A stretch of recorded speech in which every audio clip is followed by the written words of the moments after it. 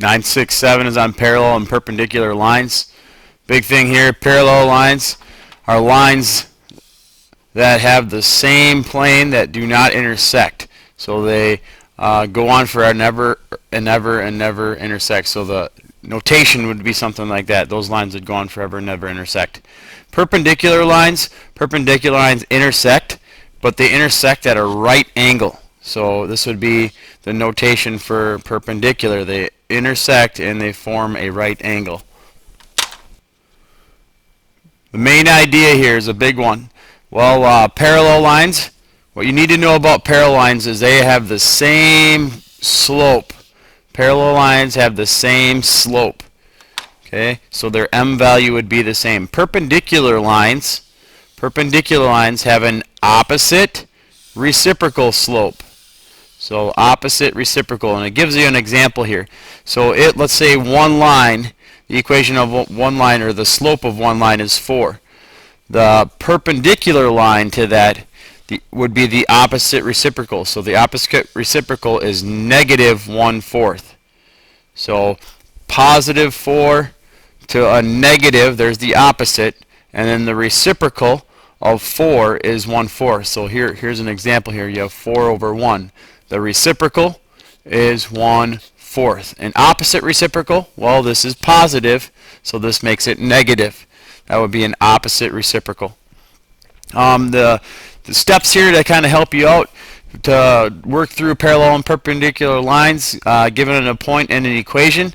Well, the first step that you want to do is write the equation in point-slope form.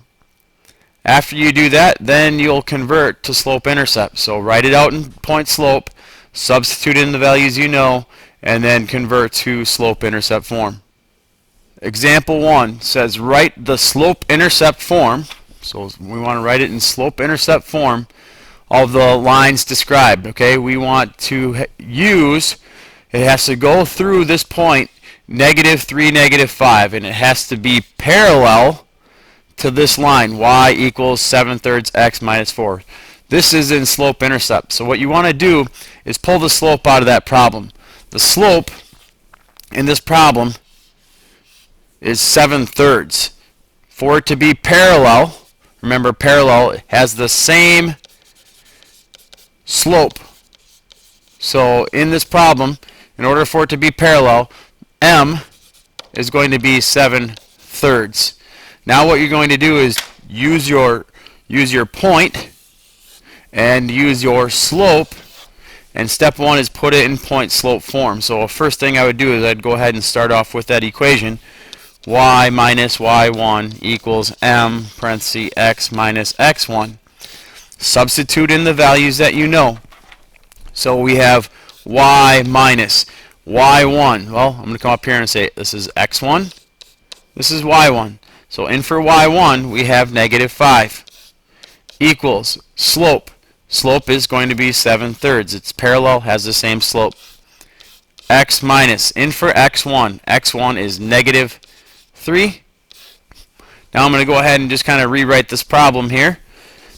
And we have y plus 5 equals 7/3 parentheses x plus 3. Now we've substituted into everything. Here's where we're going to tie in the 966 lesson.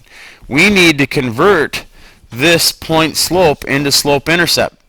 So I need to get rid of my distributive property on the right side. So I would distribute here. So I'd say y plus 5 equals 7/3 times x is 7/3 x, and 7/3 times 3 is a positive 7. Now we're still not finished because it's not in slope-intercept form, so I need to get y by itself. So I'm going to subtract 5 from both sides, and I would subtract it from 7 because that is your like term.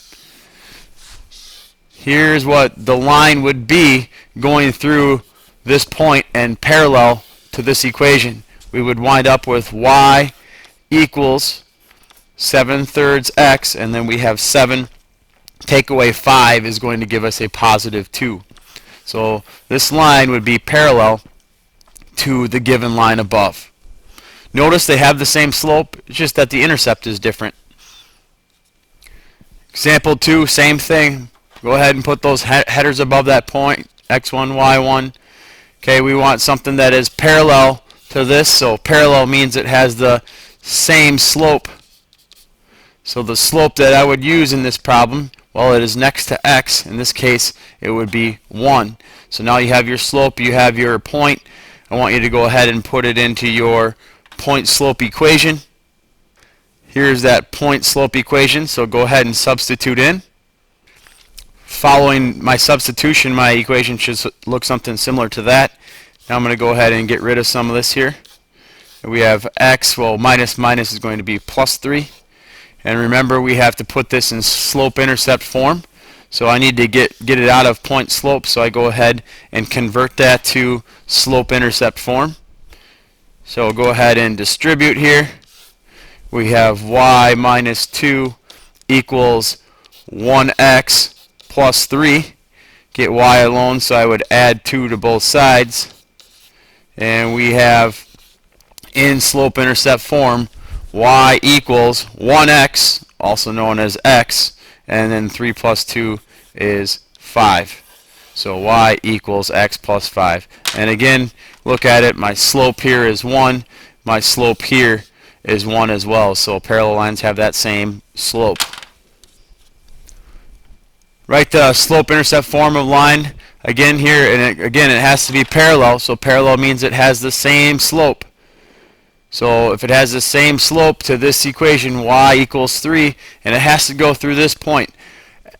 If I look at y equals 3, a lot of people forget that this is the one that has a 0 slope, so your line is actually a horizontal line. Anytime I see y equals some constant or x equals some constant, I go ahead and graph it. So I'm going to go ahead and graph this first. Now this is y equals 3 that I'm going to graph here. So y equals 3, what I'll go ahead and do is plot that. Here's that y-axis, here's that x-axis. Well, here's where y equals 3. It's telling you that it intersects the y-axis at 3. So y equals 3, your line would look something like that. Next, I'm going to go ahead and remember it has the same slope, so your parallel line would have to be another horizontal line. The only thing that you need to take in consideration is, well, here's the point. It has to go through that point. So negative 5, negative 3. From my origin, I'm going to go over 5 to the left, down 3. Here's where we have negative 5, negative 3. Again, it's parallel, so it goes through that point. So your parallel line would look something similar to that. If the equation of this line is y equals 3, well, the one below, where does it go through? Well, it goes through the y-axis at negative 3. So your equation of the parallel line is y equals negative 3. Perpendicular lines, again, you're going to write it in slope-intercept form. We need to find out a line that is perpendicular, and it goes through the point of 5, negative 2. So again, I'm going to go ahead and throw x1, y1 up here, and it's perpendicular. Perpendicular means that the slope is an opposite reciprocal. So if I look at the slope here, the slope is 9/4 to this problem. The perpendicular slope would be the opposite reciprocal. So this here is positive, therefore this slope has to be negative. It's opposite. Now the reciprocal, well, this is 9/4. The reciprocal to 9/4 is 4/9. So 4/9 would be my perpendicular, or negative 4/9 would be my perpendicular slope. So that's what I'm going to use. Now I have a point, I have a slope, put things into point slope form. There's that point slope equation. Substitute in y minus in for y1, we have negative 2 equals the slope m. Remember, we're using the perpendicular slope, so that is what we found out, which is negative 4/9. Parenthesis x minus in for x1 is 5.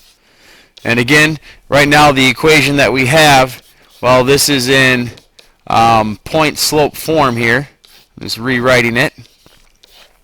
So what I need to do is convert from point slope to slope intercept. Same process as you did with parallel lines. So I'm going to go ahead and distribute here. So I'll drop down my y plus 2 equals distribute negative 4/9. Well, I get negative 4/9 x. And I'm going to go ahead and distribute negative 4/9, and this is into a negative 5. I would get a positive. Negative times a negative is a positive 2 2/9.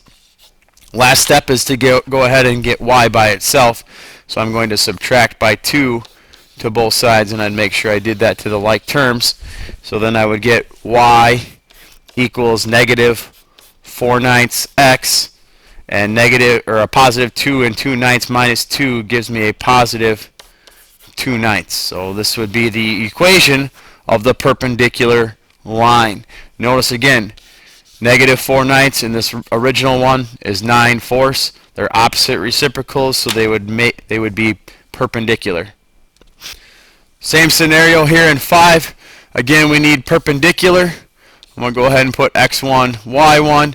We need to convert to slope-intercept form. In order for it to be perpendicular, it has to be an opposite reciprocal of this slope. So this is a positive slope, so the perpendicular slope is going to be negative. This is 1/3. The original problem is 1/3, so the reciprocal would be 3/1, which is the same as 3. So my perpendicular slope that I'll use is negative 3. So again, here's a point, here's a slope. Go ahead and put things into your point-slope equation. There it is. Go ahead and substitute in. I always like to start out with the equation, then substitute the values in. So we have y minus in for y1. Well, y1 is going to be 1. M, we're using the opposite reciprocal, so negative 3 that we found out. X minus, and in for x1 is negative 2. So I have negative 2 here. I'm going to go ahead and rewrite it. Y minus 1 equals negative 3. And we have x plus 2. And then convert that to slope-intercept. Distribute your negative 3. We get negative 3x.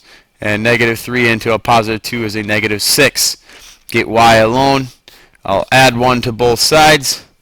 And we come up with the perpendicular line y equals negative 3x minus 5.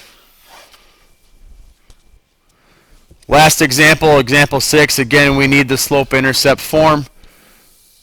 And in order to do this, I look at our information here. Here's the point, x1, y1, right? 4 and negative 3.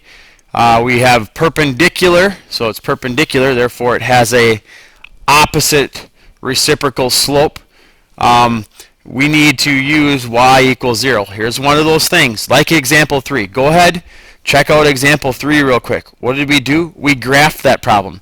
Anytime we see y equals a number or x equals a number, we're going to go ahead and graph it. So I'm going to go ahead and draw a coordinate plane. Here's my coordinate plane. I'm going to go ahead and graph y equals 0.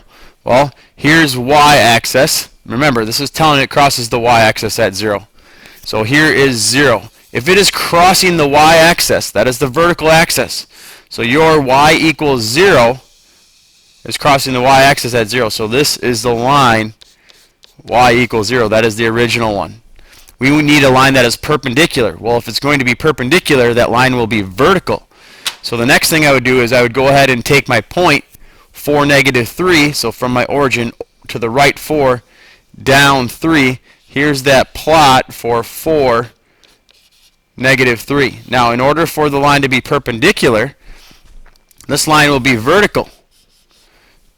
So now it is perpendicular to that green line. This is where it forms that right angle. So now we have to come up with an equation for that vertical line. Well, that vertical line it crosses the x-axis, and it crosses the x-axis at 4. So this is the equation to that line that would be perpendicular to the given equation y equals 0. So your answer is x equals 4. This will conclude 9-6.7 parallel and perpendicular lines.